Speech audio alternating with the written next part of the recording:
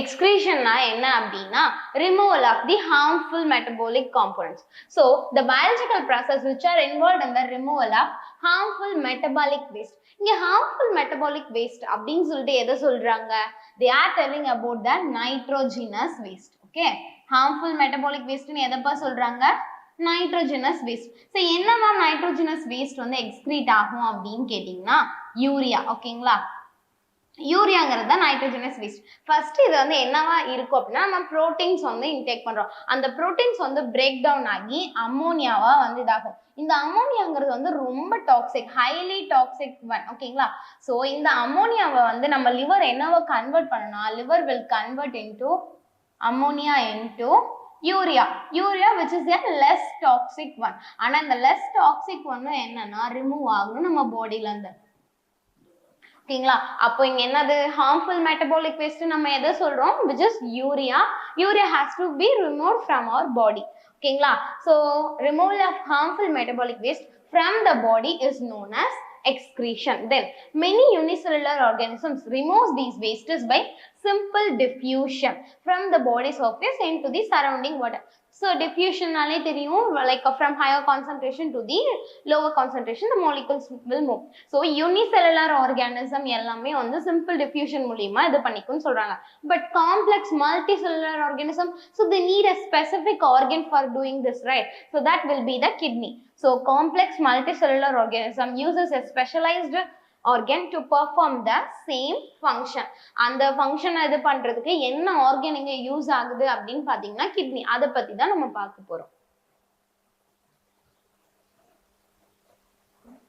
So excretion in human beings. So the excretory system of human beings include a pair of kidneys. ரெண்டு kidneys இருக்கும், right and left kidney. Then pair of ureter, then urinary bladder, then urethra. So இப்ப கிட்னில என்னப்பா நடக்கும்? Filtration நடக்கும். ஓகேங்களா, இந்த கிட்னில தான் நமக்கு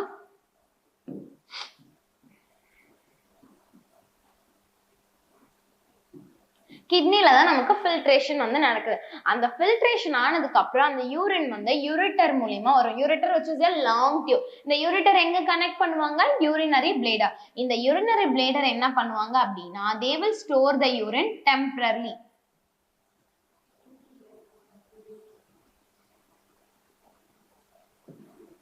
So temporarily urine will be stored in the urinary bladder.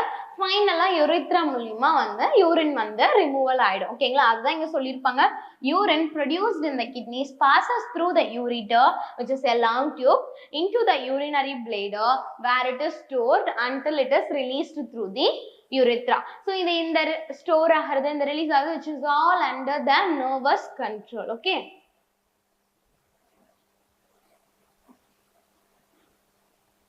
so human excretory system நம்ம இப்ப இவ்வளவு நேரம் பார்த்தோம்ல, kidney, ureter, urinary bladder, urethra, அதுதான் நம்ம ஸ்ட்ரக்சரா வந்து பார்க்கிறோம். சோ இங்க பாருங்க which is the right renal artery. so artery அப்படினாலே நம்ம என்னன்னு பார்த்தோம், they will carry the oxygenated blood. இங்க நீங்க என்ன தெரிஞ்சுக்கணும் அப்படின்னா renal artery அப்படினா, so here I will write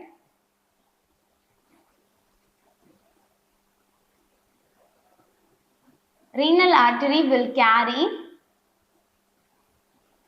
oxygenated blood தான். So oxygenated but unfiltered blood.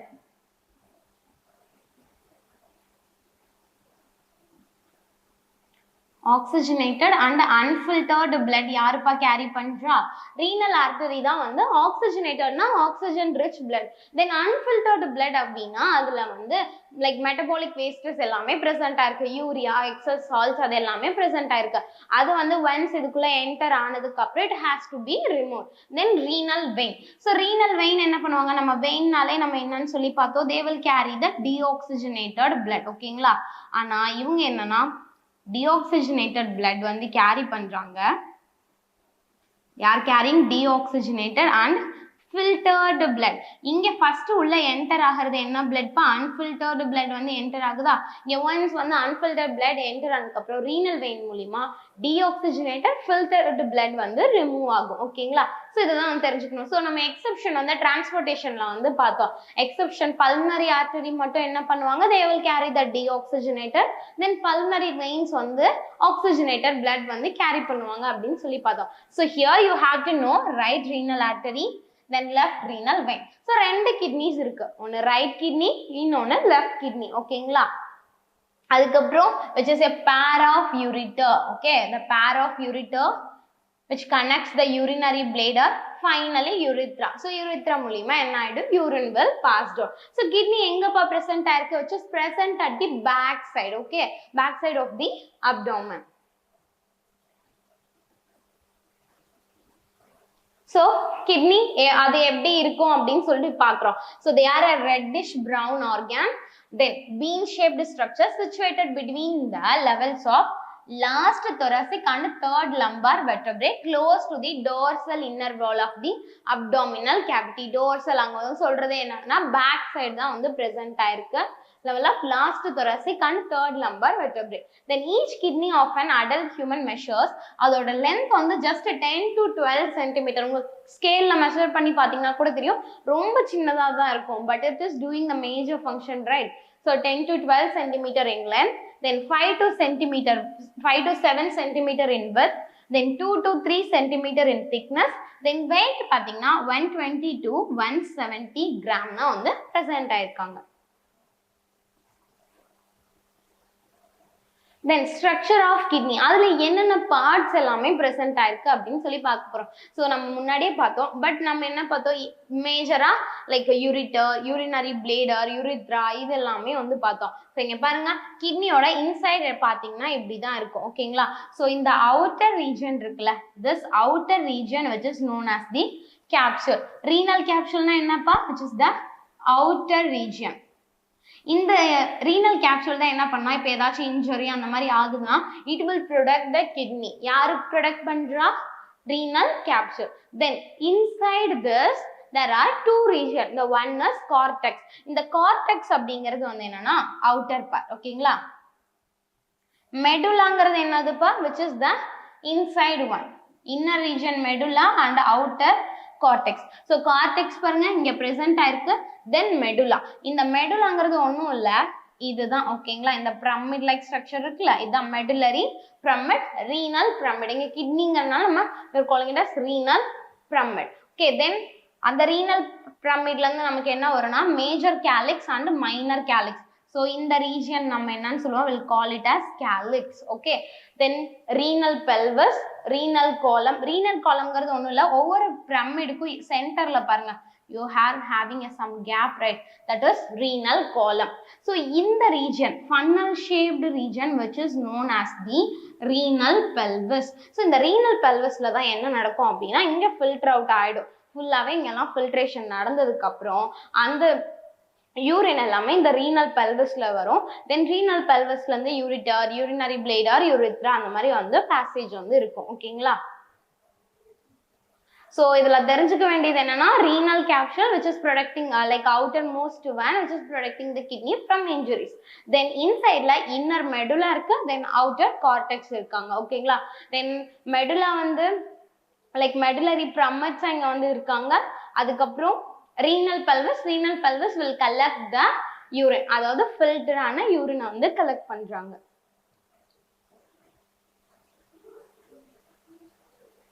Then how is urine produced? So the purpose of making urine is to filter out waste products. So first waste products na enna solliyachu, excess salt, urea இதெல்லாம் தான் நம்ம பாடியில இருந்து remove ஆகணும். ஓகேங்களா. எப்படி வந்து நம்ம ரெஸ்பிரேஷன்ல வந்து கார்பன் டை ஆக்சைடு வந்து ரிமூவ் பண்ணமோ அதே மாதிரி இங்க நம்ம பிளட்ல இருந்து என்ன பண்றோம், we are removing the urea. So just as carbon dioxide removed from the blood in the lungs, nitrogenous waste such as urea or uric acid are removed from the blood in the kidney. So it is then no surprise that basic filtration unit in the kidney like in the lungs is a cluster of very thin blood capillaries. So நமக்கு ரெஸ்பிரேஷன்ல capillaries வந்து இவங்க வந்து சொல்றாங்க, alveoli capillaries எல்லாமே பாத்தீங்க. இங்க வந்து என்ன அப்படின்னா structural and functional unit of kidney அப்படின்னா என்னன்னா நெஃப்ரான். நெஃப்ரான்னா என்னதுப்பா, இதெல்லாமே important, please take a note of it. நெஃப்ரான்ங்கிறது என்னன்னா structural and functional unit of kidney.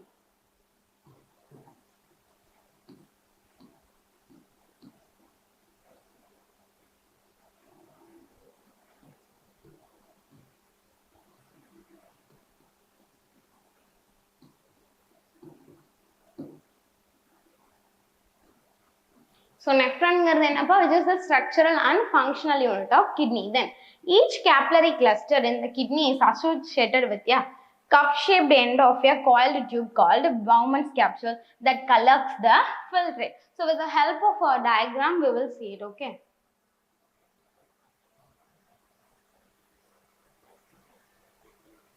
So இங்க பாருங்க parts of the nephron. Nephronல என்ன இருக்கு அப்படின்னா Bowman's capsule and like glomerulus ரெண்டு வந்து இருக்கு. ஸோ உங்களுக்கு ஒன்று இம்பார்ட்டண்டா இங்க என்ன தெரிஞ்சுக்கணும் அப்படின்னா நெஃப்ரான் வந்து மில்லியன்ஸ் ஆஃப் நெஃப்ரான் வந்து ப்ரெசென்ட் ஆயிருக்கு. இந்த நெஃப்ரான்ஸ் வந்து எதுக்கு ஹெல்ப் பண்ணுது, they are helping to filter out the waste products. ஓகேங்களா, இப்போ நெஃப்ரான் நீங்க எடுத்துக்கிட்டீங்க அப்படின்னா இது glomerulus. ஓகேங்களா, this region is known as the glomerulus. Okay, இப்போ இந்த glomerulus-உம் அதுக்கப்புறம் Bowman's capsule. So இதுதான் வந்து எனக்கு இங்க glomerulus-னா இன்சைட் எனக்கு இப்படி இருக்கும், அதுதான் Bowman's capsule. So இது ரெண்டும் சேர்ந்தது தான் will call it as Malpighian corpuscle.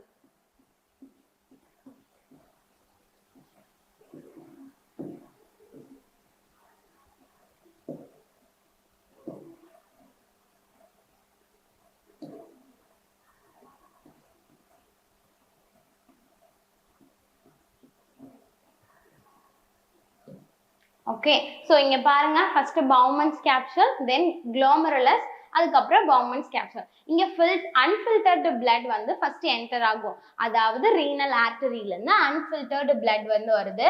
இங்க வந்து ரெண்டு arterial இருக்கும், ஒன்னு வந்து என்னதுன்னா afferent arterial, இன்னொன்னு efferent. Afferent arterial, then இன்னொன்னு வந்து இங்க சொல்லியிருக்காங்கல்ல filtered blood outங்கிறது, அது வந்து என்னன்னா efferent arterial.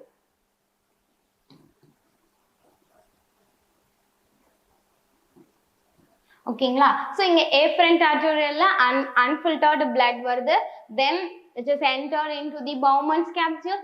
அதுக்கப்புறம் உங்களுக்கு PCT and DCT. PCT will be proximal convoluted tubule, that is PCT. ஓகேங்களா, proximalனா which is present near the Bowman's capsule, that is why proximal. convolutedனா ஒண்ணும் இல்லப்பா, இங்க உங்களுக்கு எப்படி இருக்கு, which is like zigzag அந்த மாதிரி உங்களுக்கு வருது இல்ல, டியூப்ஸ் வந்து உங்களுக்கு இந்த மாதிரி நெளிவா இருக்கலாம், அதுதான் என்னன்னு சொல்லுவாங்க convoluted tubule. ஓகேங்களா, அதுக்கப்புறம் loop of Henle இது. ஓகேங்களா, which is loop of Henle. then உங்களுக்கு DCT. ஓகேங்களா, DCT-னா ஒண்ணுல distal convoluted tubule. Okay, then ஃபைனலா இதுதான் வந்து collecting duct. இந்த collecting ductல தான் வந்து என்ன ஆகும்னா யூரின் வந்து collect ஆகும், which is filtered urine. Okay, collecting duct. So இங்க வந்து என்னன்னா ஜஸ்ட் ஒரே ஒரு நெஃப்ரான் எடுத்துக்காங்க, அந்த நெஃப்ரான் எப்படி இருக்கும் அப்படிங்கிறது, நெஃப்ரான்ல என்னென்ன இருக்கும் நீங்க தெரிஞ்சுக்கணும் அப்படின்னா glomerulus, then Bowman's capsule. So அதை ஃபாலோ பண்ணிட்டு PCT, that means proximal convoluted tubule, then loop of Henle, அதில் ascending limb and descending limb இருக்கா. ஸோ இந்த part வந்து என்னன்னு சொல்லுவோம், we'll call it as descending limb, then this region will be the ascending limb, then DCT, distal convoluted tubule, finally collecting duct. So collecting ductல urine வந்ததுக்கு அப்புறம் என்ன ஆகும் அப்படின்னா they will travel via the ureter and enter into urinary bladder.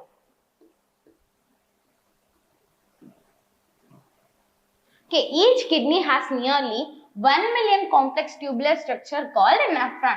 So நம்ம nephron பார்த்தோம்ல millions and millions of structures வந்து present ஆகிருக்கு அப்படின்னு சொல்லிட்டு. So which are the functional unit? So the functional unit of kidney யாராச்சும் கேட்டாங்க அப்படின்னா which is nephron. So each nephron has two parts. So என்னென்ன glomerulus and the renal tubule. So இங்க glomerulus and Bowman's capsule இது ரெண்டு தான் வந்து நமக்கு என்னன்னு சொல்லுவோம், we'll call it as like nephronல வந்து ரெண்டு நம்ம இங்க பிக்சர்ல பார்த்தோம்ல. So here we have seen in the picture, right? Bowman's capsule. Then இதுதான் glomerulus and this one will be the Bowman's capsule. இதுதான் வந்து அவங்க சொல்றாங்க. Okay, glomerulus, which is a tuft of capillaries formed by the afferent arteriole, a fine branch of the renal artery. Then the tubule continues further to form a highly network of proximal convoluted tubule. நம்ம என்ன பார்த்தோம்? Glomerulus, then Bowman's capsule, finally proximal convoluted tubule, which is PCT. அதுல வந்து enter ஆகும் blood. Then a hairpin shaped Henle's loop is the next part of the tubule, which has an descending and ascending limb.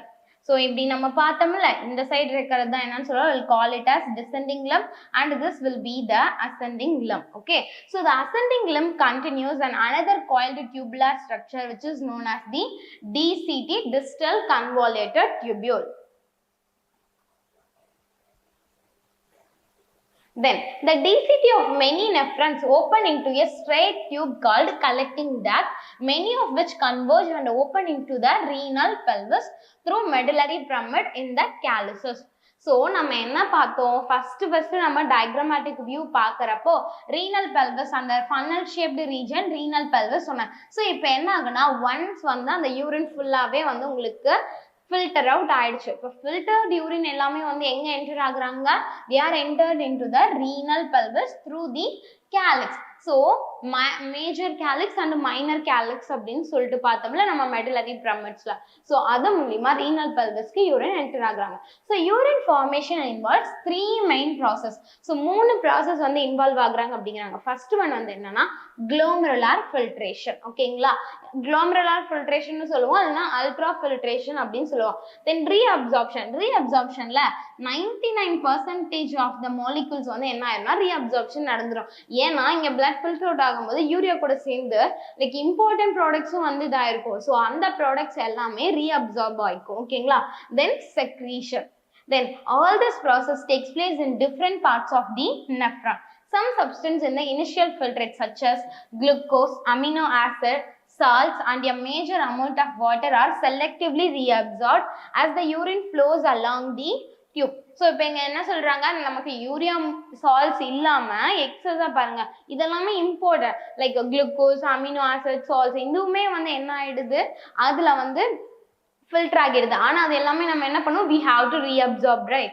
The amount of water reabsorbed depends on how much excess water there is in the body and how much dissolved waste there is to be excreted. ஓகேங்களா, reabsorption நடக்கிறது வந்து எப்படி சொல்றாங்கன்னா, which has to depend upon நம்ம பாடியில எக்ஸஸா எவ்வளவு water இருக்கு அப்படின்னு சொல்றதோ, அதுக்கப்புறம் நம்ம பாடியில இருந்து எவ்வளவு வேஸ்ட் வந்து எக்ஸ்க்ரீட் ஆகணும் அதை பொறுத்து தான் வந்து ரீஅப்சார்ப்ஷன் நடக்கும் அப்படின்னு சொல்றாங்க.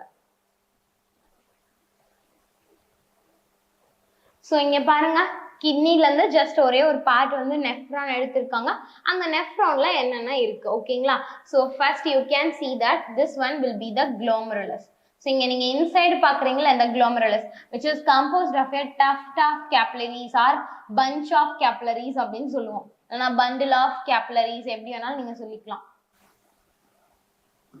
tuft of capillaries glomerulus-ல இருக்கு. நெக்ஸ்ட் வந்து Bowman's capsule-குள்ள வருது. So after Bowman's capsule எங்க வந்து enter ஆகுது, which is an PCT, which is proximal convoluted tubule. This will be the PCT. So இந்த PCT-க்கு அப்புறம் வந்து ascending limb and descending limb. So this will be the descending limb.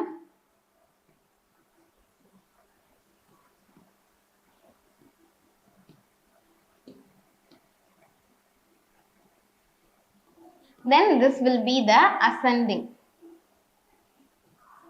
So once இங்க வந்து எல்லாமே complete ஆனதுக்கு அப்புறம் it will enter into DCT, which is distal convoluted tubule. First சொன்ன மாதிரியே proximal அப்படிங்கிறது which is near, okay. Then distal அப்படிங்கிறது which is far distance from here and here, okay. Distal convoluted tubule. Finally எங்கப்பா அது எல்லாமே collect ஆகுது, which is collected in the collecting duct, okay. So இதுல எது டவுட் இருக்காதுன்னு நினைக்கிறேன், because we have already learned, right? So இப்போ அங்க எப்படி வந்து கிட்னி வந்து இருக்கப்போ நமக்கு எப்படி வந்து ஃபில்ட்ரேஷன் நடக்குதுன்னு பார்த்தோம். ஒன்ஸ் கலெக்டிங் டக்ட்ல வந்ததுக்கு அப்புறம் ureter, urinary bladder and urethra இது எல்லாமே நம்ம வந்து பார்த்துட்டோம். இப்போ கிட்னி வந்து மேபி மால் ஃபங்க்ஷன் ஆயிடுச்சு அப்படிங்கிறப்ப என்ன ஆகும், we need an artificial kidney. அப்போ dialysis வந்து பண்ணுவோம். ஓகேங்களா? So kidneys are the vital organ for survival. Several factors like infection, injury or restricted blood flow to kidney reduce the activity of kidney. So this leads to accumulation of poisonous wastes in the body. அதுதான் என்னதுப்பா, which is urea. ஏன்னா நமக்கு waste products எல்லாமே கண்டினியூஸா நம்ம பாடியில இருந்து remove ஆயிட்டே இருக்கணும். அப்படி ரிமூவ் ஆகலங்கிறப்ப என்ன ஆகும், நம்ம பாடியில வந்து accumulate ஆக ஆரம்பிச்சிடும். Then it will leads to death, okay, which can even lead to death. In case of kidney failure, an artificial kidney can be used. So kidney failure ஆயிடுச்சு அப்படின்னா என்ன யூஸ் பண்ணுவாங்க, artificial kidney வந்து use பண்ணுவாங்க. An artificial kidney is a device to remove the nitrogenous waste products from the blood through dialysis. So dialysis மூலமா என்ன பண்றாங்க, இதுல வந்து nitrogenous waste products மட்டும் வந்து remove பண்ணிடுவாங்க. So artificial kidneys contains a number of tubes with a semi-permeable lining suspended in a tank filled with dialysis fluid. Okay, so அது நம்ம diagrammatic view பார்க்கறப்போ உங்களுக்கு புரியும். Once இது finish பண்ணதுக்கு அப்புறம் I will show you the diagram. So this fluid has the same osmotic pressure as blood except that it is devoid of nitrogenous waste. So இந்த fluidல எப்படி அந்த dialysis fluidல என்னன்னா நம்ம bloodல எப்படி osmotic pressure இருக்கோ அதே தான் இங்கேயும் present ஆயிருக்கு. ஆனா என்னன்னா nitrogenous waste வந்து அந்த dialysis fluidல இருக்காது. So இப்போ என்ன ஆகுது, the patient blood is passed through these tubes. So இங்க வந்து ரெண்டு டியூப் எடுத்துக்குவாங்கப்பா. ஒரு டியூப்ல என்ன ஆகுனா பேஷண்டோட blood வந்து பாஸ் ஆகுது. Then it will enter into the dialysing fluid chamber. அதுக்கப்புறம் அதுல ஃபில்ட்ரேஷன்லாம் நடந்ததுக்கு அப்புறம் இன்னொரு இதுல பாத்தீங்கன்னா நம்ம பாடியில வந்து filtered blood எல்லாமே enter ஆகும். Okay, so the patient blood is passed through these tubes. During this passage waste products from the blood pass into dialysing fluid by diffusion. ஓகேங்களா? So the purified blood is pumped back into the patient. This is similar to the function of the kidney, but it is different. ஏன் டிஃப்ரெண்ட்னு சொல்றாங்க, ஏன்னா நம்மளோட கிட்னியும் இதே தான் பண்ணுது. Urine என்ன பண்ணுது, பிளட்ல இருக்க யூரியாவை வந்து ரிமூவ் பண்ணிடுது, தென் எக்ஸஸ் சால்ட் இந்த மாதிரி எல்லாம் ரிமூவ் பண்ணிடுது. அதே தான் இவங்களும் பண்றாங்க. ஆனா ஏன் டிஃப்ரெண்ட்னு சொல்றாங்க, the reason is நம்மளோட கிட்னில பார்த்தா like reabsorption ஒரு 99% வந்து அப்படியே நடக்கும். ஆனா இங்க எந்த reabsorptionமே நடக்கிறது இல்ல. That's why it is different. There is no reabsorption involved. Normally in a healthy adult, initial filtrate in the kidney is about 180 liter daily. Okay, ஆனா however the volume actually excreted is only a liter or a 2 a day. அதாவது 1 to 2 liter தான் நம்ம பாடியில வந்து excrete ஆகுது. ஆனா எவ்வளவு வந்து ஃபில்ட்ரேட் பண்ணுது, which is about 180 liter. ஆனா நமக்கு வந்து ஃபில்டர் ஆகி நம்ம பாடியில இருந்து வெளியே வர்றது என்னது, it is about only 1 to 2 liters. Remaining எல்லாமே reabsorption நடந்துருது. ஓகேங்களா? because the remaining filter is reabsorbed in the kidney tubules. so இப்போ அதோட இமேஜ் வந்து பார்க்கலாம். then it will be easy for you. so இங்க பாருங்க, இவங்க தான் பேஷண்ட். இவங்களுக்கு இப்ப கிட்னி ஃபெயிலியர் ஆயிடுச்சு. ஓகேவா? இப்போ என்ன பண்றாங்க, இந்த பிளட் வந்து இந்த பேஷண்ட் பாடியில இருந்து we are taking. இப்போ இந்த பிளட் வந்து which is an unfiltered blood, அதாவது யூரியா எல்லாமே present ஆயிருக்கு. இந்த unfiltered blood வந்து dialysing solutionல வந்து இந்த ஒரு chamber present ஆயிருக்கு. அதுல என்ன பண்றாங்க, they are connecting the tubes into the dialysing chamber. இப்போ இந்த dialysing chamber is made up of cellophane. ஓகேங்களா? அப்போ இது என்ன ஆகும், which is a semi permeable one. இப்போ இந்த சாம்பர்க்குள்ள ஒன்ஸ் வந்து இது என்டர் ஆனதுக்கு அப்புறம் என்ன ஆகும் அப்படின்னா அந்த யூரியா நம்ம பிளட்ல இருக்க யூரியா எல்லாமே வந்து இந்த டயலைசிங் சொல்யூஷன்ல வந்து வெளியே வர ஆரம்பிச்சிடும். ஓகேங்களா? இந்த ஒன்ஸ் வந்து யூரியா எல்லாமே நம்மளோட பிளட்ல இருந்து ரிமூவ் ஆனோடனே நம்ம என்ன பண்ணுவோம் அப்படின்னா அந்த பிளட்டை தான் நம்ம வந்து எகெயின் நம்மளோட பாடிக்கு வந்து ஆட் பண்ணுவோம். ஆனா அதுல இங்க என்னன்னா, இங்க எனக்கு யூரியா, அதாவது எனக்கு என் பாடியில இருந்து வர பிளட்ல எனக்கு யூரியாவை தான் ரிமூவ் பண்ணும். இப்போ நான் ஒன்ஸ் யூரியா ரிமூவ் பண்ணிட்டேன். இப்போ எனக்கு யூரியா ரிமூவ் ஆனதுக்கு அப்புறம் அந்த டயலைசிங் சொல்யூஷன்ல என்ன இருக்கும், யூரியா இருக்கும். அப்போ சேம் டைம் இங்க என்ன ஆகும்னா யூஸ்டு டயலைசிங் ஃப்ளூயிட் எல்லாமே ரிமூவ் பண்றதுக்கும் அங்க வந்து எனக்கு பாத்வே இருக்கு. அதே மாதிரி ரீஃபில் பண்ணிட்டே இருப்பாங்க. எவ்வளவு சொல்யூஷன்லாம் வந்து அங்க யூஸ் ஆகுதோ அது அப்படியே வெளியே போயிட்டே இருக்கும். And here the dialysing solution chamber will be refilled again and again. Okay, which is made up of a cellophane one. Okay, so அவ்வளவுதான் artificial kidney. So far in today's lecture we have discussed about the excretion in human beings. அதுக்கப்புறம் ஃபைனலா வந்து artificial kidney அப்படின்னா hemodialysis அதை வந்து பார்த்தோம். ஓகேங்களா? So if you are having any doubt, please put in the comment section. I will reply to your question. Okay? Thank you everyone. We'll meet you in the next session. Bye. Centimap. You dare to dream, we care to accomplish.